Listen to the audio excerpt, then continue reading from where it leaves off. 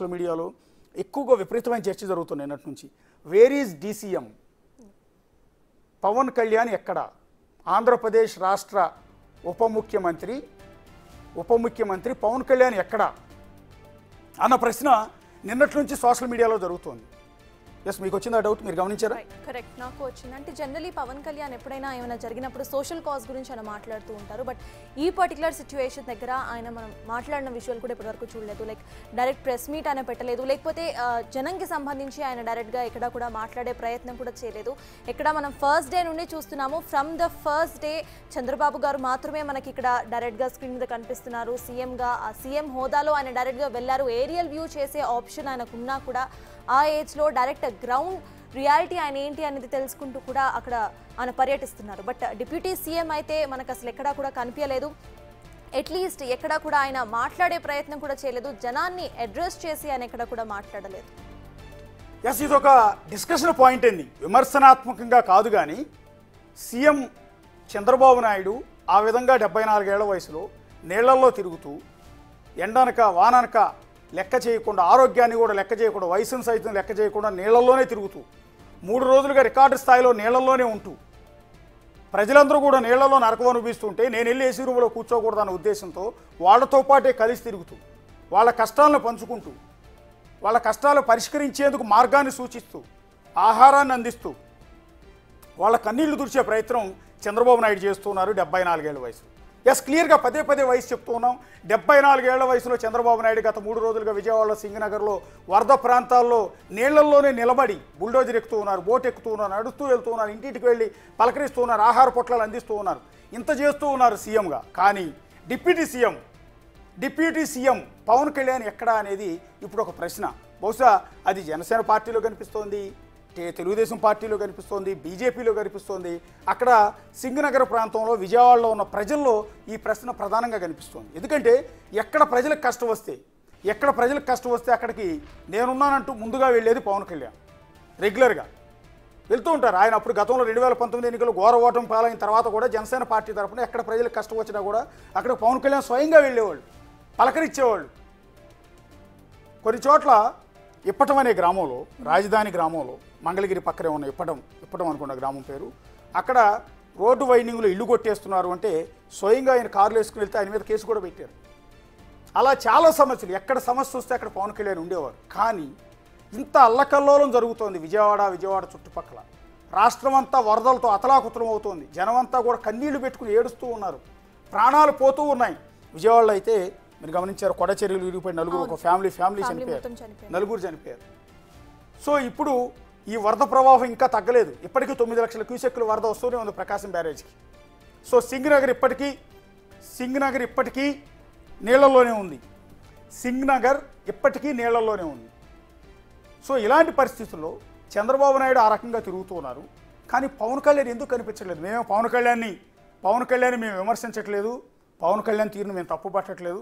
So దయచేసి ఎవరైనా సరే మమ్మల్ని తిట్టుకోవద్దు.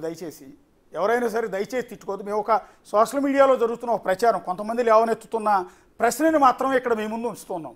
అంటే పవన్ కళ్యాణ్ వరద ప్రాంతాల్లో పర్యటించలేని పరిస్థితి ఎందుకు వచ్చింది? ఆయనకి ఏమైనా హెల్త్ బాగుండలేదా, లేకపోతే ఇంకెక్కడైనా ఎమర్జెన్సీ వెళ్ళారా ఏంటి అనేది మనం ఒకసారి చూడాల్సి ఉంటుంది. బహుశా ఇది వాటిదే అనుకుంటాను షెడ్యూలు.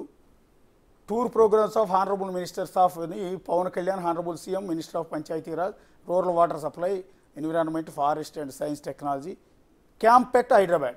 ఎస్, అంటే స్టిల్ ఇప్పటికీ హైదరాబాద్లో ఉన్నట్టే కదా, అంతేనా సర్తాజ్? కరెక్ట్. ప్రెసెంట్ ఆయన స్కెడ్యూల్ చూస్తున్నాము. ఫస్ట్ వచ్చేసి he has a camp at Hyderabad. So ఇవాళ మేబీ అక్కడ టైం మనం కరెక్ట్గా మెన్షన్ చేసలేదు. కింద చూస్తే ఇక్కడ 6:30 hours-కి he has a Vijayawada camp కూడా ఉందన్నమాట. న్యూజివీడ్లో విజయ క్యాంప్. మళ్ళీ 7 o'clock-కి ఇంకొక క్యాంప్ కూడా ఉంది. 6:30 అది కొలుసు పార్థసారథి. ఓకే, సారీ, అది కొలుసు పార్థసారథి. పవన్ కళ్యాణ్ మినిస్టర్స్కి సంబంధించిన క్యాంప్ ఎట్ హైదరాబాద్ మాత్రమే ఉంది. బట్ వన్ మోర్ థింగ్ ఇక్కడ మనం గమనిస్తే ఎన్వైరన్మెంట్ మినిస్ట్రీ కూడా అయింది ఇక్కడ మనం చూస్తే. ఎస్, డిప్యూటీ సీఎం రాష్ట్రం ఉప ముఖ్యమంత్రి, రెండోది వచ్చి rural water supply and environment, Panchayati Raj శాఖ మంత్రి. సో ప్రెసెంట్ అక్కడ మనం డిస్ట్రక్షన్ చూసినా కంప్లీట్లీ అక్కడ వాటర్ సప్లై ప్రజలకు ఆగిపోయింది, లేకపోతే ఎన్వైర్న్మెంట్ కంప్లీట్ డిస్ట్రక్షన్ అక్కడ ఉంది. మనం ప్రీవియస్లీ అక్కడ పవన్ కళ్యాణ్ మాట్లాడింది మనం ఒకసారి గమనిస్తే చెట్ల గురించి మాత్రం మాట్లాడింది ఆయన లాస్ట్ ప్రెస్ మీట్ కానివ్వండి, లేకపోతే జనాల్లోకి వచ్చి మాట్లాడింది. ఆ తర్వాత నుండి మనకి ఎక్కడ కూడా ఆయన కనిపించలేదు. ఈ టూర్ ఆఫ్ ప్రోగ్రామ్స్ ప్రకారం అయితే టుడే మేబీ ఆయన హైదరాబాద్లో ఉండొచ్చు, బట్ హైదరాబాద్లో కూడా సేమ్ సిచ్యువేషన్సే ఉన్నాయి. 3 days నుండి మనం చూస్తున్నాము హైదరాబాద్లో కూడా ఇట్లానే వర్షం పడుతూనే ఉంది, ఇక్కడ కూడా సిచ్యువేషన్ అలానే ఉంది. సో అప్డేట్ అయితే మనకు రావాల్సింది కంప్లీట్ గా. మనం ఇది వాళ్ళు షెడ్యూల్ ఇచ్చారు, అంటే ప్రతిరోజు మంత్రులకు సంబంధించిన టూర్ షెడ్యూల్ ఇస్తూ ఉంటారు. అందులో భాగంగా ఒకవేళ ఇవాళ ఏమన్నా విజిట్ ఉందేమో అనుకున్నాం, కానీ పంచాయతీరాజ్ శాఖ మంత్రి రాష్ట్ర ఉప ముఖ్యమంత్రి పవన్ కళ్యాణ్ స్టిల్ హైదరాబాద్లో ఉన్నారు. Camp at Hyderabad. తర్వాత మినిస్టర్లు ఒకసారి చూద్దాం. Ramprasad Reddy minister for transport and youth and sports అని ఉంది. ఆయన night stayed at camp residence, Nandamuri road, Brindavan colony, Krishnalanka, అంటే విజయవాడలోనే ఉన్నారు. మంత్రిగా విజయవాడలో ఉన్నారు, మానిటర్ చేసుకుంటున్నారు. And then Payyavula Keshav minister of finance, ఈయన ఎక్కడ ఉన్నారు?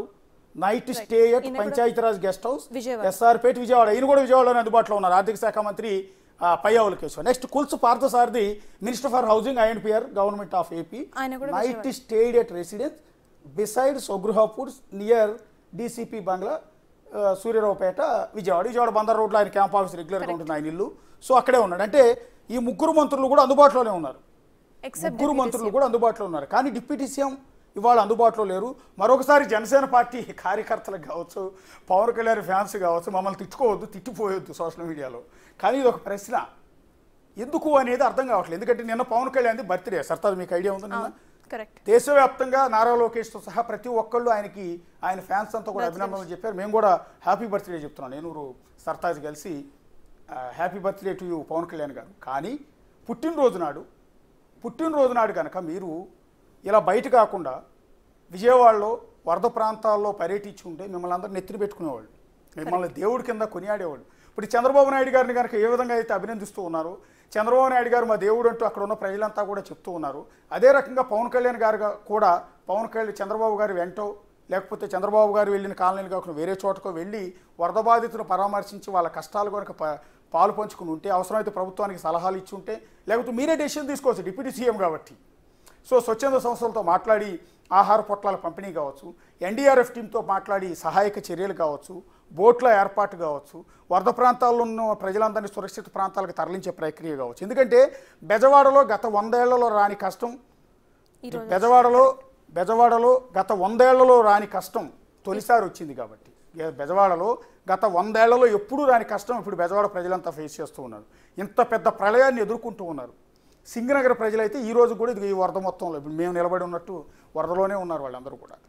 సో ఇంతటి నరకం అనిపిస్తున్న సందర్భంలో పవన్ కళ్యాణ్ ఎందుకు అందుబాటులో లేరు అనేది ఇక్కడ మేము రైజ్ చేస్తున్న ప్రశ్న. అంతే తప్ప పవన్ కళ్యాణ్ తీరును మేము తప్ప. మనం ఇందాక అక్కడ చూసిన క్యాంప్ ఆఫీస్లో ఉన్నారు హైదరాబాద్లో అని ఉంది. అట్లీస్ట్ ఈ వుడ్ హ్యావ్ అడ్రస్డ్, వచ్చి మీడియా ముందుకు వచ్చి అడ్రస్ చేయడం కానివ్వండి, లేకపోతే జనంకి సంబంధించి ఒక నోట్ రిలీజ్ చేయడం కానివ్వండి, వాళ్ళు ఎలా ఉన్నారు అనేది కనుక్కునే ప్రయత్నం చేస్తే అంటే that would be more better. ఇంతకు ముందు కూడా మనం చూసాము, డిప్యూటీ సీఎం అవ్వక ముందు కూడా చాలా వరకు ఆయన జనంతోనే కలిసిన విజువల్స్ మనం చాలా చూసాం. చాలా సందర్భాల్లో డైరెక్ట్గా ఆయన వెళ్ళి అక్కడ అసలు ఎలా ఉంది సిచ్యువేషన్ అనేది గ్రౌండ్ రియాలిటీ కూడా ఆయన చెక్ చేశారు. నేను మాత్రం బర్త్డే సందర్భంగా ఆయన ట్విట్టర్లో ఒక ట్వీట్ అయితే చేశారు, ఒకసారి చూడండి. ఒకసారి ట్వీట్ మనం చదువుదాము. Though I don't celebrate my birthdays, but after seeing the good wishes from all around, I'm grateful to you all for your warmth and loved wishes. I have been closely following the flood situation also, and I'm monitoring it continuously.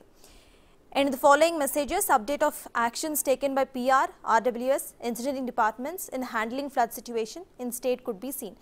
So clearly ఆయన బర్త్డేకి సంబంధించి ఆయన మాట్లాడుతూనే at the same time ఫ్లడ్కి సంబంధించి కూడా నేను reviews చేస్తున్నాను, అందరితో మాట్లాడుతున్నాను అనేది అయితే ఒక ట్వీట్ మాత్రమే ఆయన ఇవ్వడం జరిగింది. అంటే ఆ ఎఫర్ట్ మనకి కనిపించడం లేదు. ఎందుకు అనేది ఇప్పుడు ఎక్కడ ప్రజలకు కష్టం వస్తే అక్కడ తనకు పదవి ఉన్నా లేకపోయినా, ఇవాళంటే ఉప ముఖ్యమంత్రి పదవి అనేది ఇవాళ వచ్చింది, నిన్నగాక మొన్న వచ్చింది. నిజానికి ఏ పదవులు లేనప్పుడు, కనీసం తాను ఎమ్మెల్యే కూడా కానప్పుడు, నిజం చెప్పాలి అంటే తను అసలు పార్టీయే పెట్టకముందు సినిమా నటుడిగా కూడా ఎక్కడ కష్టం వస్తే అక్కడ పవన్ కళ్యాణ్ ఉండేవాడు.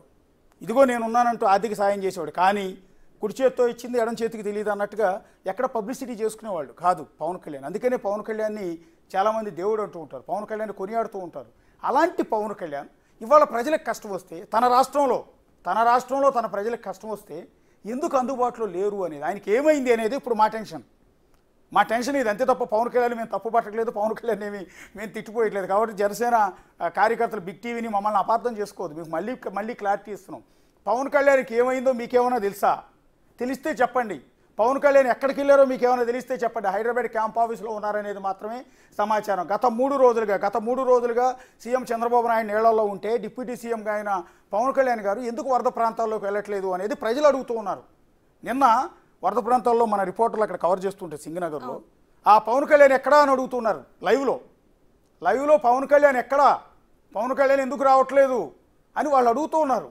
అందుకని మేము వాళ్ళ ప్రశ్నని మా నోటి ద్వారా మీకు చెప్పిస్తున్నాం. ఒకవేళ పవన్ కళ్యాణ్ గారికి రీచ్ అయితే ఆయన ఏమైనా రిప్లై ఇస్తే బాగుంటుంది నేను అనేది. అంతే తప్ప ఇక్కడ విమర్శలు రాజకీయాలు ఏమీ లేవు. కేవలం చంద్రబాబు గారు పనిచేస్తున్నారు కాబట్టి మీరు ఎందుకు చేయట్లేదని మేము అడగట్లా. కానీ మీది బాధ్యత. ఇవాళ మీకు ఆ రెస్పాన్సిబిలిటీ, మీరు ఖచ్చితంగా ఆ రెస్పాన్సిబిలిటీని తీసుకోవాల్సిన అవసరం మీ మీద ఉంది. ఎందుకంటే రాష్ట్రానికి మీరు ఉప ముఖ్యమంత్రి. చంద్రబాబు నాయుడు సీఎం అయితే ఆ తర్వాతి స్థానం మీదే. బహుశా చంద్రబాబు నాయుడు గారు 74 ఏళ్ల వయసు, పెద్ద ఆయన. మీరు యంగ్స్టర్, మీకు బహుశా 52, 53 ఉంటాయి.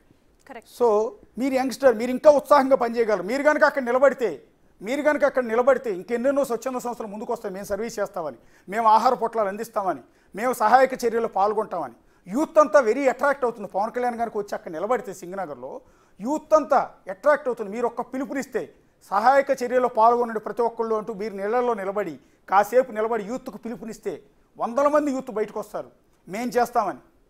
అక్కడున్న అధికారులు మరింత సమర్థవంతంగా, మరింత ఉత్సాహంగా పనిచేస్తారు. అలాంటి పవన్ కళ్యాణ్ ఎందుకు లేరు? కేవలం హైదరాబాద్కి ఎందుకు పరిమితం అవుతున్నారు గత 3 రోజులుగా అన్నదే మా ప్రశ్న, జనాల ప్రశ్న, మీ అభిమానుల ప్రశ్న. మిమ్మల్ని నమ్ముకున్న మీ పార్టీ